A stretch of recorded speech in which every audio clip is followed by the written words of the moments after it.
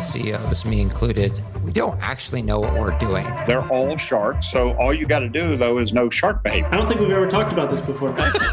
We can capture all of the wallet share. First place you start is with the product. That's just the first note.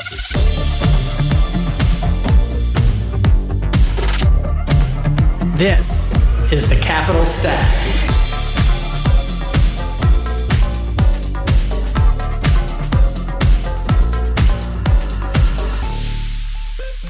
Hey everybody, this is David Paul, the host of the Capital Stack podcast, where I talk to founders, entrepreneurs, and investors about all things value creation and startups. Today I am speaking to my new friend, Al Doan, who was the founder of the Missouri Star Quilt Company. It could have been anything. It could have been anything I was the founder of. I mean, your LinkedIn's ridiculous. This is the founder of... It's great to be playing tonight in Detroit. Founder of Let's Make Art. I was the founder of... Yeah, I did found that. That was a good company too. You did. So Al, break it down for us. Tell us, tell the world who you are. Okay. Al Doan. Let's see the company stuff that I've done. So I'm a man of many hats, least of which is the company building I do, but it's entertaining. So the company that's kind of my crown jewel is the Missouri Star Quilt Company. I started this back in the day, 15 years ago now. Started it for my mom as a way to sort of give her a job. Like the intent was always just to give her a paycheck and help her not have to live in our basement when she got old. And to that end, we've been successful. She has successfully paid off the house. My work as an entrepreneur is done. But we started this company 15 years ago, and honestly, it was just going to be a cute little quilt shop in the middle of Missouri and give mom a little paycheck. And I was off trying to do my own fun, big idea things. I'm a tech guy by background, and I think my dream was always to create the next Google or some big swing SaaS wise that was going to change the world. And in the end, the way that I changed the world was by building a quilt company that's in my hometown of Hamilton, Missouri, population about 1,500. And we employ about 400 people here. We own most of the downtown. Most of the real estate is us. We have 27 buildings downtown that we've renovated and redone the brickwork on and pulled together. And honestly, man, it's a great story. There's so many cool parts of it. And so we've done this quilt company. That was great. About 6 or 7 years ago, I had this sort of therapy business moment of life where I was like, man, I feel very trapped here. It's my town, it's my family, it's the industry I told to trust me that I wasn't going to screw them, and like my company, I'm stuck here. Did a big sort of therapy work through how to handle all that. Transitioned out to the board with my other co-founders. We all stepped back to the board, and then reimagined it's such a great crutch, man. A business is such a great crutch for like, oh, who are you? Well, I've got this thing that is my whole personality and it's everything about me. And let me tell you all about this because I can point to it and I'm really good at it. You take that away and all of a sudden you're sort of floundering a little bit. I'm a shell of a man. Yeah. Dude, well, it's funny, man, because like I'd sit down on an airplane and they'd be like, oh, what do you do? And I'm like, well, I can tell you what I used to do. Because you feel like a dork being like, I do my best. That's what I do these days. I just do my very best. And so like you take that away, man, it gave you some of that existential crisis. And then my ego on the shoulder told me nobody really believed I could do it. And I had to do it again right away and bigger and better this time. And I started Let's Make Art, which was a great company. It went zero to about 20 million in 18 months and just killed it. Just did awesome. And then sold that back to myself because my wife was very sweet. She's like, you're a great builder and you just keep building yourself the same dumb box. Like you take orders and you pack orders and you ship them. And I'm like, you're both wise and not very tactful, but thank you. And so like I found my way out of that because I was just like staying up till 3 a.m, packing boxes, getting them out. And then on the other side of that, I tried to do a tech startup where like I was doing a proper SaaS thing. And honestly, like it's a great idea. I wish it existed. I tried to do it venture backed, and turns out raising money, man, it's the worst. And I have so much empathy for everybody out there trying to like pull their money together so they have the privilege of building their dream. And now on the other side of that, I do some small scale investing. We do like early deep tech, like try to be first check into great ideas and founders that we love. And then I do some real estate stuff now. Like honestly, I'm buying old towns. So I have this county that has 9,000 people in it, Caldwell County, Missouri. And I bought the downtowns of 2 other towns in my area. And I have this concept of like, can I drop into one of these little towns of 300 or 400 people that has no revenue, and it's just slowly imploding on itself. People will move away and it'll cease to exist. And can I drop in a little bit of retail, a little bit of residential development, a little bit of stuff, and like kickstart this economy in these spaces that sort of don't have a reason to exist anymore? And that's the next maybe 10 years of my career. So that's me. That's the history of me in 4 minutes. Do you put a statue of yourself in the center of these towns? No, but I should be Donaldson to show. Dude, I mean, like, if I had my own little Sims villages where, like, I literally just owned everything in it, I would totally make the currency with my face on it. I will judge the truthfulness of that statement when I walk into your living room. There better be a bust of yourself staring at you. There should be. Yeah, no.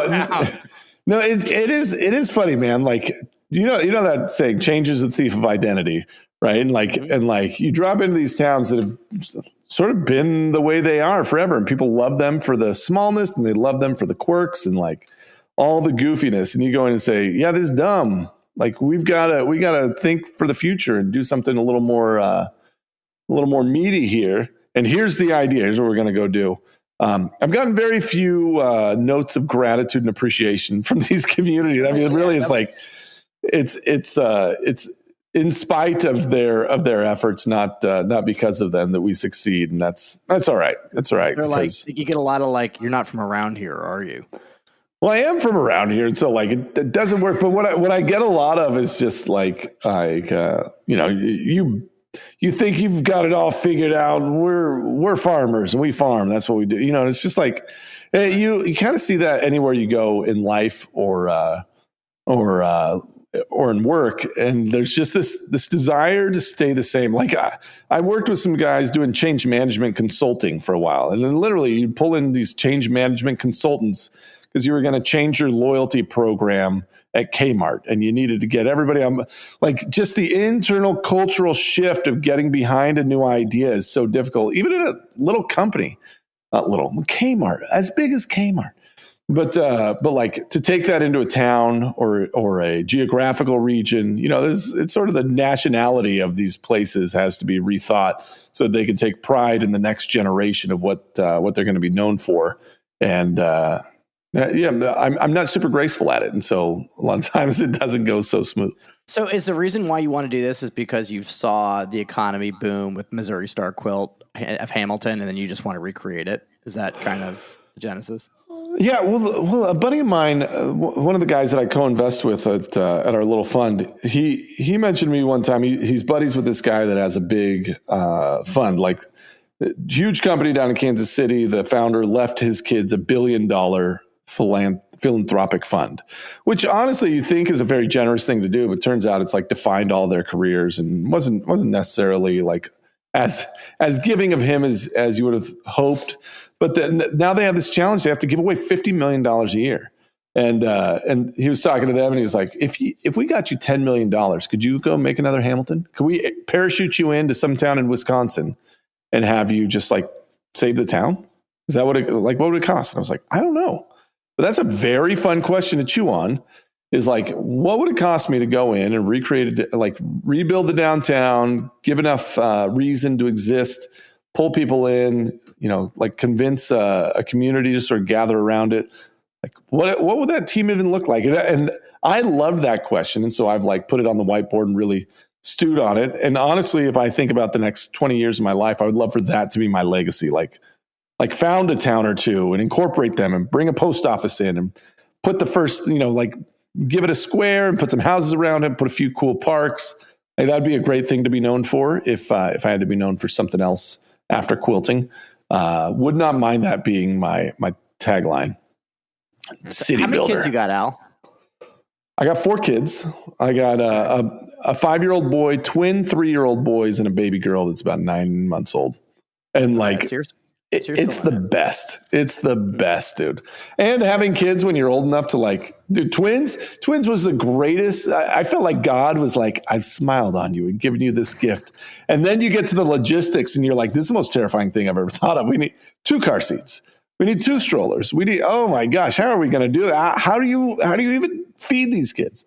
And so like, but doing that as a grown up with a bank account that like wasn't going to set me. If I was 22 years old, it would have been the most devastating news ever, of like, how am I going to afford 2 car seats? This is going to kill me.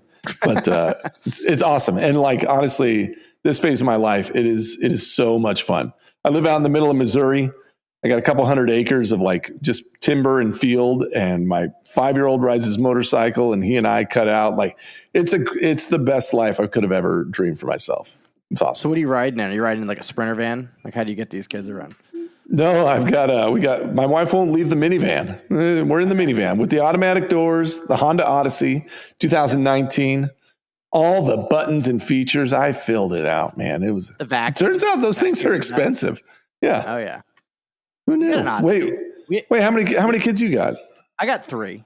Oh yeah, you're just getting some of my best times were at 3. Yeah, it's like if you have less than 3, it's like I got a lot of found. No, you multiplied and replenished. You did everything the good Lord commanded. You're fine. You're gonna make it. I'm doing good, and we had twins. We went from 1 to 3. Yeah, dude, it's nutty. It is nutty. Wait, did we talk about this already?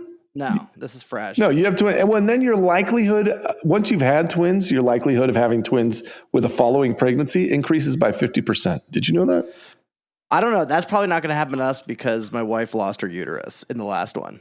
Man, but it's cool. What a jerk kid to take that on his way out. He's like, you're out. I'm growing the uterus though, because I have all girls. So it's cool. Attaboy. Yeah. Take one, replace one. Yeah, exactly. Yeah, are they kind of the same age? Are they like 5, 6-ish? Yeah, I have 5 and 2 3s. I realized that may have sounded like I was asking if the twins were the same age. I was asking, of course they're the same age. I was asking, are our kids of a similar age? We can just hang out, man. We could be doing this in Cabo. We should be I'll come to Missouri. I'll do Missouri again. Dude, come on out, man. To the compound. Get those girls on a dirt bike. They'd love it. Yeah, I know. I'm down. So I'm curious to know. I want to know about this, the crisis, right? And of you going and doing this kind of. I mean, you don't have to go super deep in it, right? But like just the therapeutic, like catharsis that you had, where you decided, like, hey, I need to detach. What was that like? So me and my sister and my best buddy Dave were the co-founders of this. And so we had put together, when you want to start a company, it's you're into quilting, I'm into quilting. We should start a quilt company. And that's really all that's necessary to get started. And it doesn't matter if you're good at finance or bad at finance, or if I'm good at marketing or bad at marketing or any of that stuff, right? Because we're going to start it. We're all going to dig in. We're going to do this great job. Well, then you add $50 million of revenue to it, and all of a sudden it matters a lot if you're really good at finance. Are you really good at leading? Are you really good at any of these things? Because that determines the success, or your ability to do your job is now constrained by my ability to do my job. And all this stuff starts to like surface as the company hits some scale. And we'd been very adamant of like, We'll do relationships over business all day long. We've got plenty of money. We don't need to do, this is fine. We don't need to change anything. It's great. And we sort of lived in that world of like the 3-headed CEO, because nobody wanted to hurt any feelings. It was all good enough. And then like, we had these varying levels of sort of engagement that were able to happen around that, because like I was single. And so I could give 20 hours a day and it didn't matter. And my 2 co-founders both had families and kids. And so we had different hours that we were able to commit. My buddy was up in Canada and wasn't willing to move down. And so me and my sister carried a heavy load of like the day-to-day work in here. And so like all this stuff sort of started creating this dynamic of I would sort of describe it as like we all had our own silos of work because we all had our own expertise. And so you look at a problem in the company and I would say, I can solve that. I know how to solve that. Look, I'm going to take this in here. I'm going to go in a cave because none of you dummies can understand what I'm doing. I'm going to fix this and I'll come back out. And then you're all going to be very proud of me. And my buddy Dave would do the same thing. And my sister Sarah would do the same thing. And we'd all be in these caves fixing our stuff and then show back up and like be pissed that everybody wasn't just like fawning all over the great things that we did. And like, I mean, at the point where you're trying to solve like bigger and bigger problems, it became a real issue. And then for me personally, I did great. Like I was a good manager of 0 to 25 people. You get to about 100 people and I had like 100 extensions of my hands. I had everybody sending me a daily report. What'd you do today? And so I had like 100 extensions of my own hands, because I'm like, yeah. Well, they're like, oh, you gotta, never be the smartest person in the room. And I was like, no, I 100%, I could drop in and do your job better than any of you working here. And I genuinely believe that. And honestly, it was probably true. Like I have a better marketing mind than most. I have a better branding mind than most. I have a better, like, I can do a lot of this stuff much better than the people that I was hiring, especially because I'm a weird industry and I have all the context. Right. I know all the things, and it was easy for somebody to come in and make a mistake. Well, so fast forward, we're now 300 people, right? And we're trying to hire these people in, and my insecurities, because I wasn't scaling as quickly as I needed to, my insecurities started getting ahead of me on a lot of this stuff. Where I had this. The one I always think of is my buddy Rick, who I consulted with back in the day. He's this smart old gray beard that like just dude knew how to do everything. It was this savant. And we hired him in to come help us with a bunch of stuff. And he got in here and like I was just sure that somehow he wasn't doing it right, or he was screwing us over some way or whatever it is. And so like because I didn't really know what he was supposed to be doing, I was very suspect of everything he was doing.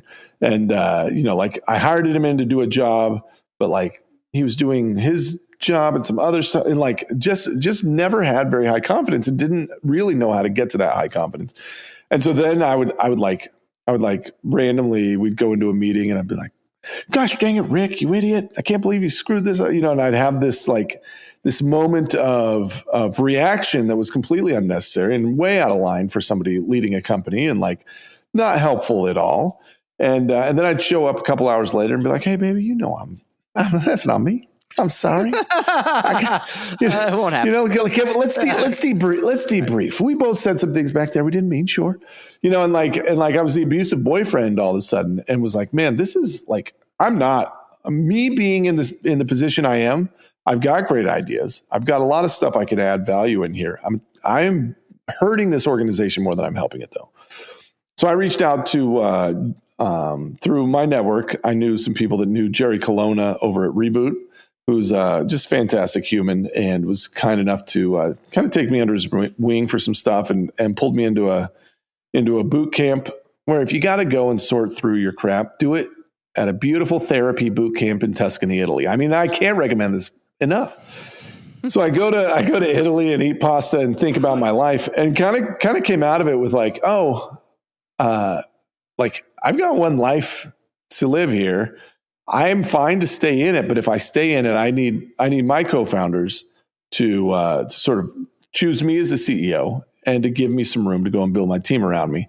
And like I can scale myself up, I can do it, but I can't do it while I'm trying to protect myself on all fronts, right? I need we've got to do it together. They got to pick the path. We're going to go build around this, and so I came back with the realization I either needed to fire my co-founders or step back. And so I suggested that I fire them, and they said no. And as funny you should say that. We actually have a different opinion. I was like, I figured it out. you're fired. They're like, you, what are you talking about?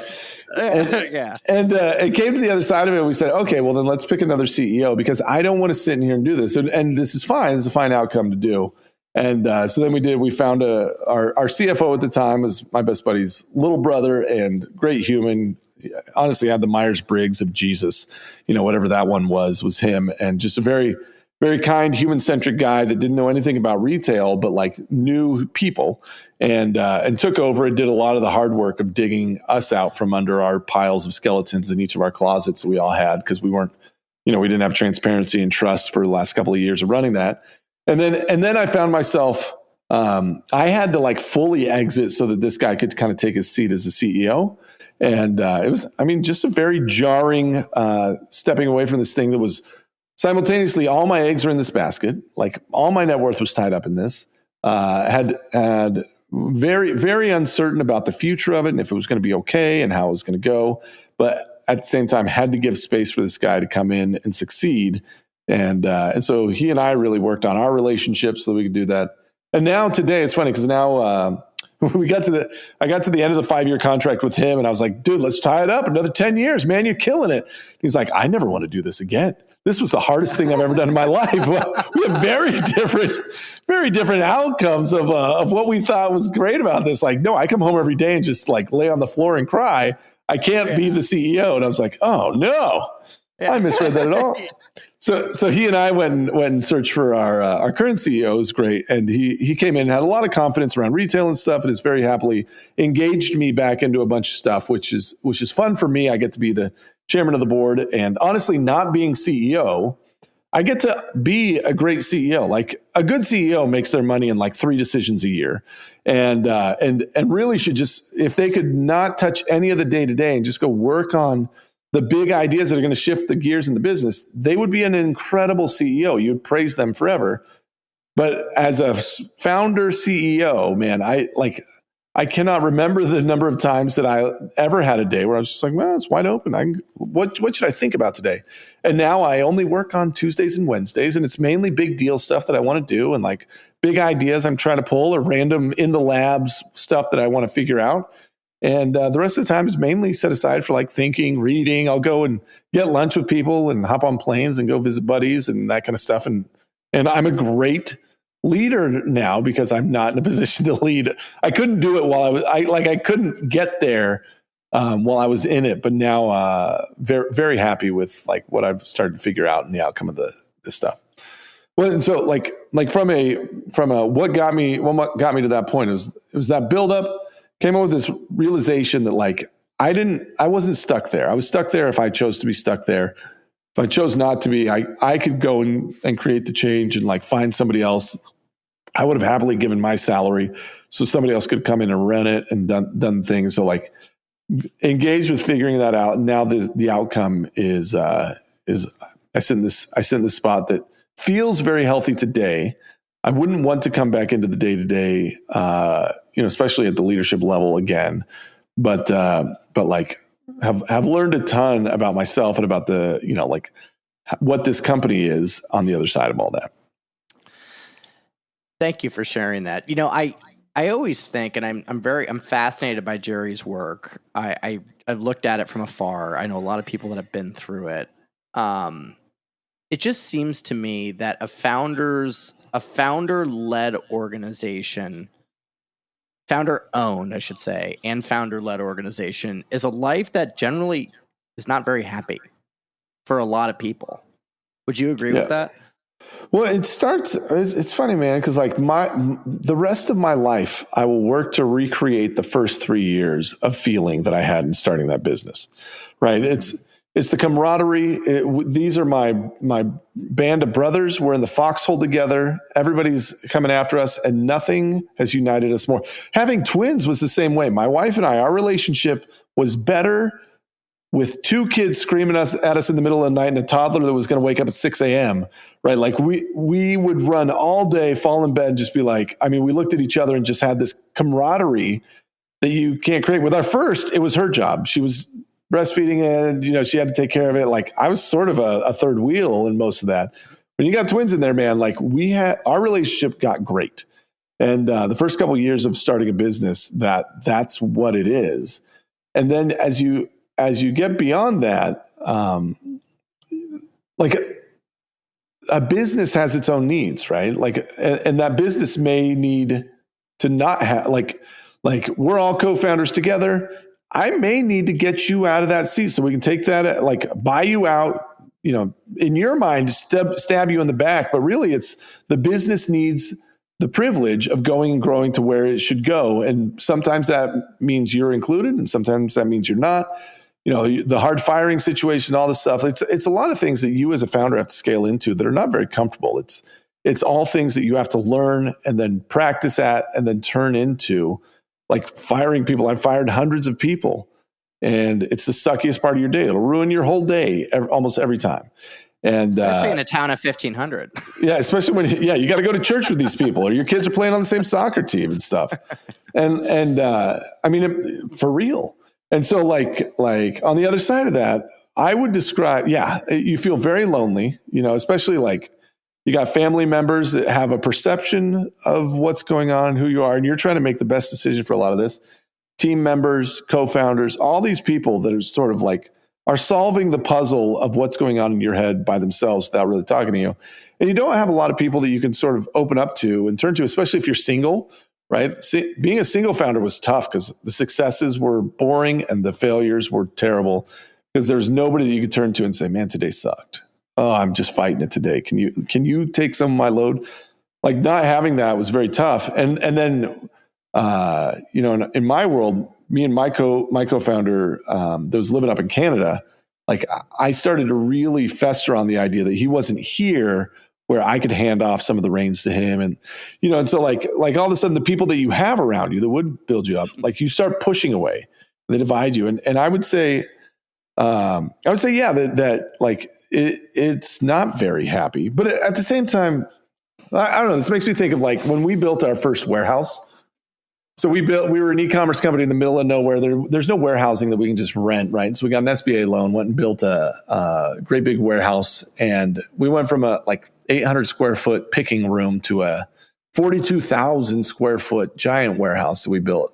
And like I was in cost cutting mode still. And so like, I was like, oh, we need 100 computers in here. I know how to run a network. Like I can do this. I'll set up the switch and do it all. And then we're getting pallet racking. You want $10,000 to set up the pallet rack? Me and my dad will just do that on the side. Yeah. No problem. Right. It was like 3 days of like, you like just doing shit. No, yeah, dude. And so I'm just taking all this on. And so we're launching this warehouse and I'm doing all this work. We're rewriting the software because of course I'm going to spin my own picking software. It's cheaper and better than everything else out there. And you're doing all of this stuff. And I wasn't sleeping and I was like sprinting to this finish line. We finally got it launched. We move physically, me and our whole team moves everything over in a day. We turn everything back on and like nothing works and it all breaks. And it was the worst. Like I was just like gutted. I'm so tired. And like, we're just figuring problems out and it's taking orders 3 weeks to ship. And I remember like, I was writing a blog post that was like, look, we went from the old warehouse that we started 7 years ago. And here's pictures of that to the new warehouse. And like, in the beginning, dude, the first warehouse, we're like, everybody's like, hey, we're, like jumping high fives. We're starting a business. And then the new warehouse is like me and my sister. We look like we haven't slept in a week. We're on the wrong end of a drug fueled crazy night. And like, we're just like exhausted and standing there. It's like, yeah. And I messaged her. I was like, dude, look at these pictures. Are we happy? Should we even be doing this? Have we made a huge mistake? And she's like, yeah, no, we're still happy. Like it's still good, but like we understand the cost that comes with it. And like, you look at your wedding photos, and then you look at the family photo with some twins after, right. You're still happy. I think you're still happy, but it comes with a cost. It's not free happiness. And in the beginning, it is free. It's completely free. And like, you didn't have to pay anything to start a business. $50 for an LLC and we're doing it. Then you go in a few years, man. And like the cost becomes very real. You understand that you're sacrificing time with family. You understand that you're sacrificing trips and vacations and freedom and flexibility and all the things. And so like, yeah, I think there's an element of like founders aren't happy, but also there's an element of like, they're still choosing this, but it's not a naivete around the cost. They know the real cost that they're paying for it, and I think a lot of us would still choose to be in it, but like, believing it was free was delightful for a long period of time. Well, it's like what Jerry would say is just like, how are you complicit, right? In the own pain that you're living in. And, to your point, most people, they do know whether they want to say it or not. Yeah. Well, and really, I mean, just being able to label it, I don't know that it changes what any of us would choose, right? Like a lot of us are happily unhappy in the spots where you're stuck. But like, what if you is can, that? Is that like a human flaw? Right? I mean, I don't know, man. Why do you stay in relationships that aren't like? Why do you stay in businesses that you're not happy, in roles that you're not happy? I mean, a little bit of it is like a marriage. The beauty of a marriage is that you're willing to work through it. And I think it's probably an illusion. Like with a as a founder, I mean, part of it is we're living today like others won't, so we can live later like others can't, right? It's this aspiration for what it's going to do for us at the end, which is why I think probably when people sell, there's very often there's a lot of remorse in selling your company, because it turns out the finish line wasn't what you were really after. The finish line was just a piece of it. It was just a thing that happened, but like, you put all of your happiness on the other side of that, then you got there and turns out nothing changed. And so like why are we happily unhappy? I think is that a lie though? That like it's at the finish line, or is it the continual validation of succeeding and winning at a scale, or getting like high, right? Getting that founder high every day. It's called an addiction, and I think that's real too, right? Like I think often we're addicted to the validation or the feeling that we're important in our own world, and if I go out of the quilting world, nobody even knows me, but in here I matter. And so like I think there's certainly an element of like being hooked on the dopamine of like, look, I'm doing it even bigger, but dude, it's like yoga, right? In yoga, you think everybody's looking at you, and so you feel very awkward when you're down there doing your downward dog and whatever. And the truth is, nobody's looking at you, right? Like they're all looking at themselves in the mirror. They're not. No one's looking over at you, thinking, "What a goof." And in business, I think a lot of that is the same way, where we're doing a lot of this very ego-driven of like, we think everybody is going to be more and more impressed with the bigger scale or the bigger outcome or the bigger whatever. And the truth is, nobody cares. You sell your company for $1 billion tomorrow, right? And you have no more friends. I guarantee you have you have people that you're are trying to get in your world, but like you feel no different about yourself. And those guys sold for $10 billion, and you hate them. Or you could have. You should have held on longer, because look, it went even more, and like that kind of stuff, dude. I don't know, like. There's an argument that nobody should ever try and build any outcome bigger than $10 million, because the value that you get out of that incremental extra is so small. I mean, my goal, I think I'd love to fly private just because I'm a 6'7" man and I'm a giant and would love to Are you really? Yeah, I'm a big fella, big bearded Missourian. I figured you're a big dude. I didn't think 6'7". No, Do you have a blue ox? Like I'm very Travis Kelce-esque, absolutely. Paul Bunyan is my man, and but like statues of yourself. This is, but like even that, you're like, all right, so what? $400,000 a year is what I need, and for that to like it's not $1 billion. I don't need $1 billion. Yeah, exactly. Like how much could you possibly need? And then if I could buy back all those years of effort, like I should have. But in the middle of it, man, you'd never let it go. It's so hard to let it go. Somebody screwed you out of $50 million, but you got 300 still. Like, why should you care? We shouldn't care, but we do. We absolutely do. Right. And there's no like, I mean, if you're not making really stupid investment decisions, you can't spend enough if you're 300 million, right? Unless you're just like, doing really dumb stuff, especially in Hamilton, Missouri. Well, dude, if you got 10 million in the bank and it's pulling 10% in the market, right? Like that's $1 million a year. Yeah. I can spend that for a year or two, but at some point you start to be exhausted. Like you don't want to travel anymore, and you don't want to, like, it takes some real effort to even give that away responsibly, let alone spend it responsibly. And like, yeah, I mean that's a great max. Like what more are you going to do? How many more millions are going to stack on there to just keep giving you the challenge to spend more, which is such a goofy, I don't know, like why, like rich problems to have, but all the same, like fixing your goals. A lot of the goals that we set for ourselves, we set as 14-year-olds that, have posters on the wall, right? It's like I'm going to drive a Lamborghini and I'm going to play Xbox all day and eat Cheetos naked in a beanbag chair. And then when you get there as like a 35-year-old, it feels a little out of place. Right? Like all the guys I know. Yeah, you shot a little low. Well, like all the guys I know that are driving Lamborghinis are doing that because the 14-year-old them always wanted a Lamborghini. Not because a 40-year-old them is like, what's a practical car that I could get a lot of value out of and really have fun driving? Like you'd never choose that. But still we'll push to that our entire lives until we finally get there and they say, huh.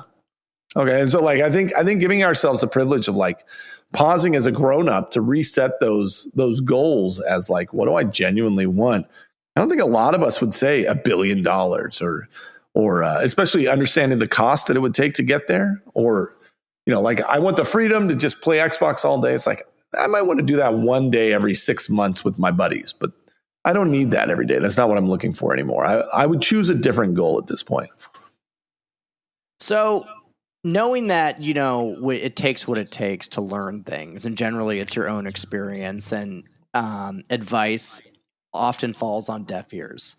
What would be a way that you could package up these learnings that you've had over the last 4 or 5 years, this self-discovery in which a younger version of you could take and digest that insatiable, hungry, adrenaline addicted maniac, all 6'7"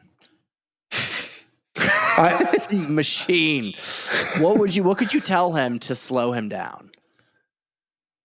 I don't know. Like that's not pithy, right? No, yeah. Well, like, yeah, the axiom, you can't answer a question that's not asked. Right. And like, right. 7 years ago, me was not asking the questions that I have the answers to now. Right. And so like, I mean, what were those questions though? Like, what was the question? The 7 year ago Al wanted to know. 7 year ago, Al. So let's see. I was unmarried. I was freshly out of a company. I wanted to know. I was trying to find my life's work, and I had done this thing, but I'd been screwed over by being in such a small industry that I needed a big one because my next outcome needed to be multi-billion dollars. Right. And all my buddies, all my investor buddies, they don't care about my quilt company, but they'll care about this one. And I'm going to show them how valuable I really am. This brain is smart. Bezos should be calling me asking for advice on how to sell stuff on the internet because I know, and he's an idiot. I'm going to show them. This is going to show them, right? Those were the things in my mind that I was trying to solve for. So you were the disenfranchised guy because you were the quilt guy, and you wanted to do something bigger. Yeah. Well, and I wanted to do something bigger. I wanted to do it with people that really valued my contribution because I felt like my co-founders, if they really would have valued it, would have picked me as a CEO and let me fire them. And I wanted the better crew. I wanted the better industry. I wanted the better idea. I wanted the better everything. And I was going to go get it. That was where my brain was of what I was trying to solve. And then, what's crazy about looking back on that now is like, I came up with the quilt company is $100+ million company. It's a great company. And it's a great company because it got to start as a nothing company that could never do anything, right? Like all my best ideas have been lemonade stands that can't go anywhere and will never scale. And then they turn into great things. And so it's so dumb to sit on your couch and try and come up with $1 billion idea, you're better off like starting some cool stuff that does some things and maybe there's something there. We'll keep looking in there. And that's much more how I've found success. But instead I put all of these constraints on myself that nobody asked for, nobody suggested to me. I just put them on myself because I decided if I did it this way, then I would be loved, and then I would be accepted, and then I would be validated, and all that kind of thing, which is a complete farce. But like the lessons that I've learned through that, I mean, a lot of it is patience, right? Like needing to be patient for the idea or a co-founder, a buddy, the money, letting them, letting the market tell you that it doesn't want an idea is something that I've started to appreciate a lot more. Letting timing sort of be my own, and so much value. The way that I thought I was worth something coming into this was how fast I moved, and when you kind of let yourself say, well, I know some stuff, and that's going to be my value instead of how many hours I'm going to work. It's you're reconfiguring your inputs, but all of that sort of had to evolve out of this, which mainly came from failures and frustrations in the midst of it to where now, I'm so satisfied with the level of maturity that I have as a 40-year-old founder and entrepreneur, because I'm just much more patient. I am much less, I guess, expectant or demanding or flippant, much more like, I don't know, man, maybe it'll work. Let's see how it goes. Is it fun? Are we having a good time? When the Chiefs just won the Super Bowl on Sunday, which is great because I'm a Kansas City man. And they all talk about no, man, just got to go out there and have fun. That's the key to performing great in the Super Bowl. And as a founder doing this stuff, I mean, it's a lot of the same stuff. You got to figure out how to keep telling yourself, I got to go out there and have fun. I got to be doing this stuff that I really like. So much of the rhetoric becomes the grind, and we're grinding through it, and we're persevering, and we're cockroach, and we didn't die. That's how we made it. And I mean, that's a way that does work. But man, I feel like if you can remember that it's sort of the game that you're playing and enjoy it, there's a lot more fun to be had in that, which comes with I'm not stressing about a paycheck. My family's not going hungry if I don't succeed. And so I have a lot of luxury in being able to think about it that way. But my best work comes where I can just release the pressure off myself and try and play the game and have a good time with it. So 7 years ago, me, completely different goals and focus, and couldn't have I could have shouted this at him with a megaphone, and heard it. Yeah. He wouldn't have heard it. Not a chance. Yeah. So what are you reading right now? Shantaram. Have you read that one? No. It's this crazy epic about this guy who's an ex-con from Australia that goes to India and joins the mafia there, and just this wild story about this dude who writes the book himself. He's very prolific, very descriptive in the words. He'll get 3 pages of what the jail cell looked like and how it smelled and stuff. But kind of fun. I like the stories on that stuff that just make any problems I have feel very small. Right. So is it fiction? No. Which one's the real one? Fiction? Nonfiction? Yeah. No. Nonfiction.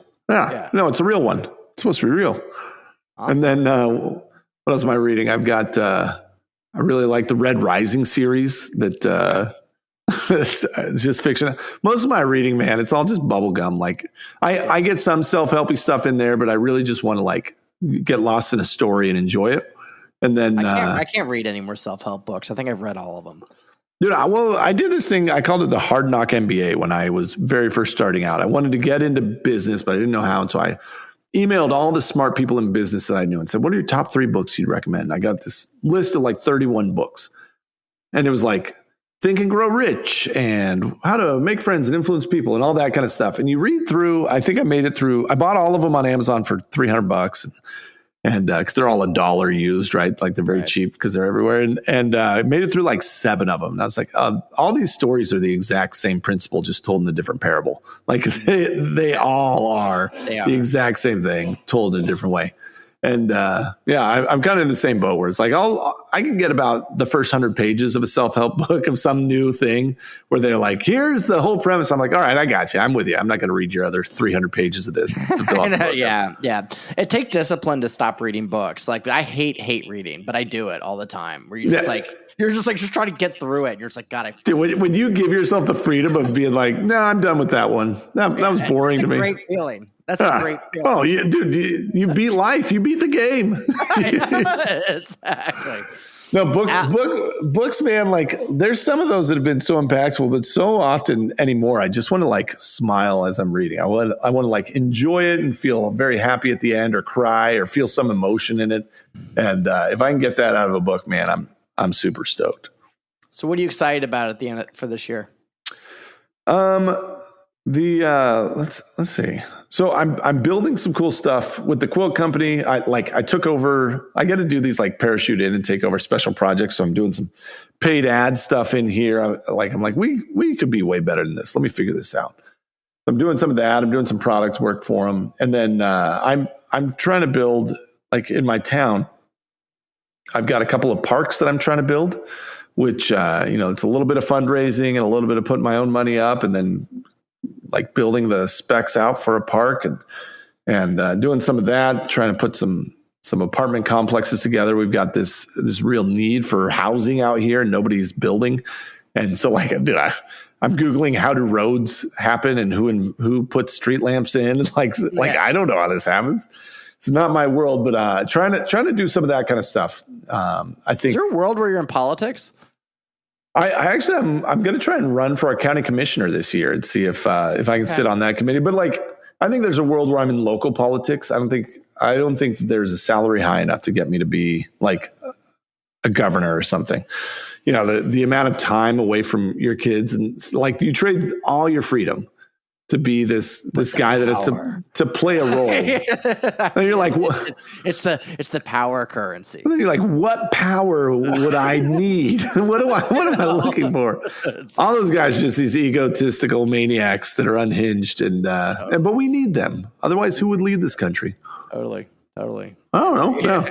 No, that kind of stuff is fun. I'm building some motorcycle trails on my land. I bought a wood mill, so I can mill my own lumber off of my trees that I cut down, which is fun. Sweet. So that's like a CNC machine, right? Kind of like it's like no. So this is it's like a giant bandsaw that I cut down a tree and I lay it on this rack and you roll the bandsaw across and cut planks out of it. And then I can because I joined my woodworkers guild and I'm like learning some how to build a shelf, which apparently is just a board on a wall. But I'm cutting this up and then I don't feel bad making dumb mistakes with my wood and stuff. I mill it all myself. So you could join the blacksmithing guild and you can rank up. Well, it's funny, man. I the quilt company. The quilt company gave me a great window into this stuff. But I've done broom making down in the hills of Arkansas with a guy. I've done, my grandpa did stained glass window making that I want to get into. All of these sort of, sort of lost trades that are out there are so fascinating to me. Like being able to pull out a chainsaw and carve an eagle. I'm into that stuff. Totally. Out of a block of ice. Yeah. Yeah. No. Exactly. And so that kind of stuff, like give myself sort of the privilege to go and have some hobbies and poke around at this stuff is super fun. So no, I love that kind of jump. That's awesome. You get down to Southern California at all? Yeah. I'm in LA at the end of the month.